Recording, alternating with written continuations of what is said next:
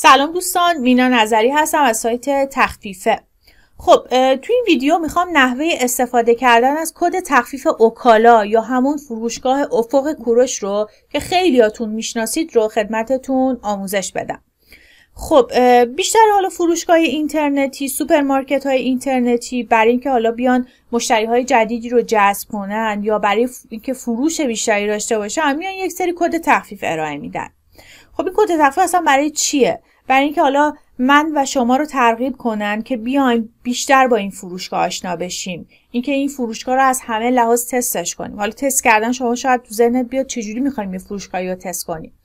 اینکه شما وقتی که سفارشتون رو ثبت می‌کنید، تو انتهایی که دارید سفارشتون رو ثبت می‌کنید یه گزینه داره که میاد تاریخ و بازه زمانی رو که این بسته میخواید که براتون ارسال بشه رو انتخاب میکنید. اگر حالا فروشگاهی طبق اون بازه زمانی براتون بسته‌تون رو سفارشتون رو ارسال کنه، خب این از نظر اعتماد سازی خب خیلی بحث مهمیه که این فروشگاه تونسته تو این تایم که من خواستم بسته من رو ارسال کنه. اما حالا بیاد یک ساعت زودتر، یک ساعت دیرتر بسته من رو ارسال کنه، من خودم به شخصه نمیام برای بار دوم و بار سوم بخوام این فروشگاه رو انتخاب کنم که سفارش خودم رو ثبت کنم. و اون چیزی هم که حالا خیلی برای من مهمه، من وقتی بیام محصولات لبنی رو بخوام سفارش بدم، خب برام مهمه محصولات لبنی که دارن برام ارسال میکنن حتما تاریخش به روز باشه.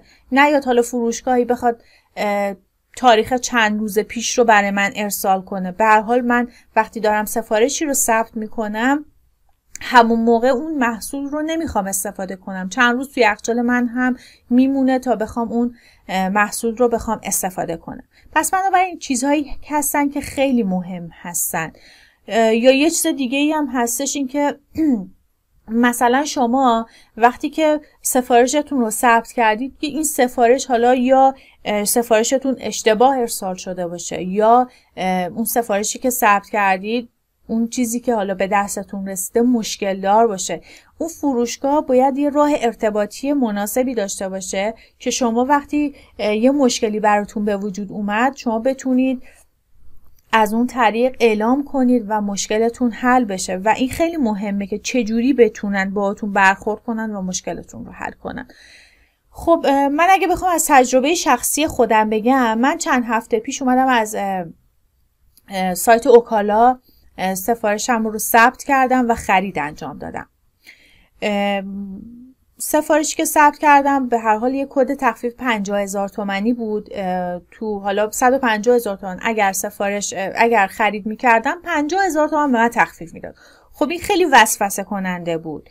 من به خاطر همین اومدم سفارشم رو ثبت کردم و خدا رو شکر از همه لحاظ راضی بودم. تایمی که من مد نظرم بود تو همون تایم برام ارسال شد. محصولاتی که برای من ارسال کردن همشون تاریخشون به روز بود و خدا رو شکر من هیچ مشکلی نداشتم. حالا اگر نخوایم ویدیومون طولانی بشه، بریم که نحوه استفاده کردن از کد تخفیف اوکالا رو خدمتتون بگم. اول از همه این که شما میتونید اپلیکیشن اوکالا رو روی گوشی خودتون نصب کنید یا مثل من از طریق نسخه وب میتونید سفارشتون رو ثبت کنید که تو این آموزش من میخوام از طریق نسخه وب این کار رو انجام بدم. مرحله بعدی چیه؟ اینکه شما باید به هر حال یک کد تخفیف مناسبی رو پیدا کنید. سایت تخفیف سایتیه که کدهای تخفیف رو ارائه میده که حالا همکاران من تو این سایت سعی میکنن که کدهای تخفیف رو روزانه آپدیت کنن، بروز کنن. اگر حالا کد تخفیف منقضی شده باشه یا توسط کاربر اعلام بشه که این کد تخفیف کار نمیکنه، ما اونها رو روزانه داریم اصلاحش میکنیم. روش به چه صورته؟ اینکه شما دیگه نیازی نیست بخواید بیاید کل سایت رو بگردید اون کد که تخفیفی که حالا مد نظرتون رو پیدا کنید. با کلیک بر روی دکمه جستجو میتونید اون برندی رو که مد نظرتون هستش رو جستجو کنید. من الان برندی که مد نظرم هستش اوکالا هستش. اوکالا رو وقتی انتخاب کنم وارد صفحه برند اوکالا میشم. وقتی حالا اسکرول کنم بیام سمت پایین، خب کدهای تخفیف مختلف رو مشاهده میکنید. خب کد تخفیف 30,000 تومانی برای خرید سوپرمارکتیه که اوکالا و کد تخفیف اولین خرید افق کورش که 50,000 تومنه و کدهای تخفیف مختلف که حالا هر کدوم رو باید نگاه کنید ببینید که شرایط کدومش رو دارید و از همون کد تخفیف بتونید استفاده کنید. چیزی که مهم هستش این که قسمت‌های بالا رو که به رنگ سبز هستش و زده فعلا معتبر میتونید از این کدهای تخفیف استفاده کنید. وقتی حالا اسکرول کنید قسمت‌های پایین به رنگ قرمز در اومده و اینها کدهای تخفیفی هستن که منقضی شدن و دیگه نمیتونید از این کد تخفیف استفاده کنید. روش به چه صورته؟ اینکه شما روی باکس مشاهده وقتی کلیک کنید به هر حال توضیحاتش وجود داره و کد تخفیف هم اینجا هستش. دیگه نیازی نیست شما بیاید کد تخفیف رو بخواید کپی کنید. روی باکس خرید کنید وقتی کلیک کنید همین کد تو حافظه سیستم شما ذخیره میشه، هم مستقیم وارد سایت اوکالا میشید. من کلیک کردم وارد سایت اوکالا شدم.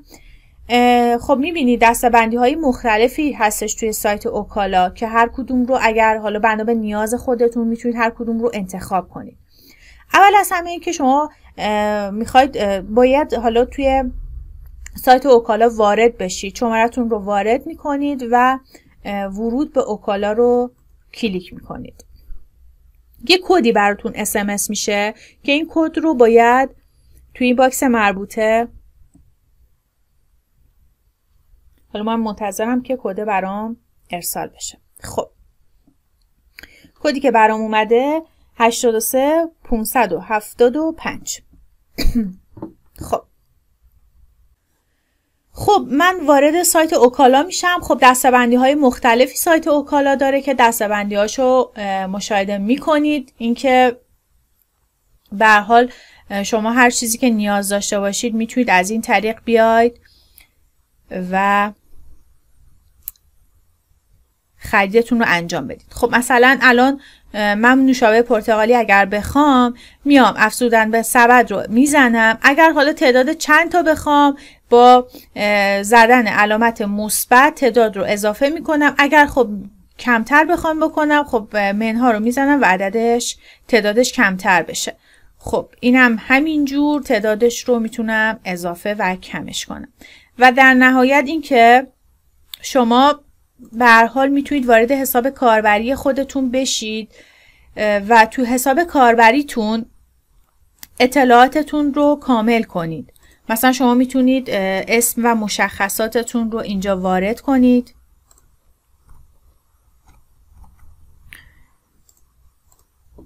اطلاعاتتون ثبت بشه. یا مثلا اگر تاریخچه خرید رو کلیک کنید، اگر قبلا خریدی داشته باشید و مجدد بخواید همون خریدایی که قبلا داشتید رو مجدد همونها رو سفارش بدید، میاید تاریخچه خرید رو کلیک میکنید و در نهایت اینکه خریدتون ثبت میشه.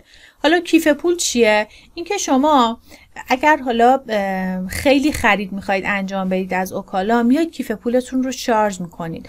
با شارژ کردن کیف پولتون دیگه نیازی نیست هر بار بیاید به درگاه اینترنتی وصل بشید، یا اینکه وقتی بسته‌تون ارسال میشه دیگه نیازی نیستش که بخواید حالا در به منزل حساب کنید. میاد تیکی که داره میاد میگید که خب بیاد از کیف پول من کم کنه، چون هر سری دارم این کار رو انجام میدم، خب میام اینو شارژ میکنم که دیگه درگیر این مسائلم نشم. و در نهایت این که سفارشتون رو اگر حالا به سبد خریدتون اضافه کردید کلیک میکنید و 184,000 تومان سفارش ثبت کردید. توی این مرحله اگر تو سبد خریدتون کلیک کنید وارد این مرحله میشید که میبینید که سفارش هایی که شما ثبت کردید توی سبد خریدتون هست. از اینجا میتونید حالا سفارشاتتون رو کم یا زیادش کنید. خب من نمیخوام تغییر بدم و انتخاب آدرس رو میزنم. انتخاب آدرس، حالا آدرسی که اگر حالا قبلا ثبتش کرده باشید و میخواید به همین آدرس ارسال بشه که دیگه نمیخواید اصلاحش کنید، نیازی نیست اصلاحش کنید. اگر نه میخواید حالا آدرس اصلاح بشه، قبلا حالا اسباب کشی کردید رفتید یه جای دیگه، میتونید این آدرس رو اینجا اصلاح کنید، یا اینکه بخواید یه آدرس جدیدی رو اضافه کنید میتونید از طریق این گزینه آدرس جدید رو انتخاب کنید و تغییر بدید. و حالا انتخاب زمان ارسال، اینکه زمان بندی به چه صورت باشه که برای من میخواد این تایم ارسال بشه. من میام گزینه ساعت 17 تا 19 رو میزنم که طبق این ساعت برای من بستم ارسال بشه. حالا میام مرحله بعدی. خب به 3 صورت من میتونم پرداختم رو انجام بدم: پرداخت آنلاین، پرداخت در محل و پرداخت از طریق کیف پول. پرداخت آنلاین اگر کلیک کنم به درگاه پرداخت وصل میشم و میتونم پرداختم رو همین الان انجام بدم. پرداخت در محلم که بستتون اگر بیارم واسهتون، همونجا میتونید کارت بکشید و سفارشتون رو تحویل بگیرید و از طریق کیف پول هم خدمتتون گفتم میتونید کیف پولتون رو شارژ کنید و هر سری که خرید میکنید این گزینه رو که تیکش رو بزنید از کیف پولتون کم میشه. من میخوام پرداخت در محل رو انتخاب کنم و در نهایت کد تخفیفی که از سایت تخفیفه کپی کردم رو میام اینجا پیستش میکنم. وقتی بر روی اعمال کد کلیک کنم این کد تخفیف از مبلغ کلم کم میشه و اینجا هم مشاهده میکنید مبلغ کلم 184,000 خورده ای بوده که 50,000 تومان کم شده این و در نهایت نهایی کردن سفارش رو اگر کلیک کنید این سفارش طبق بازه زمانی که شما انتخاب کردید براتون ارسال میشه. امیدوارم حالا این ویدیو براتون کاربردی باشه. ممنونم.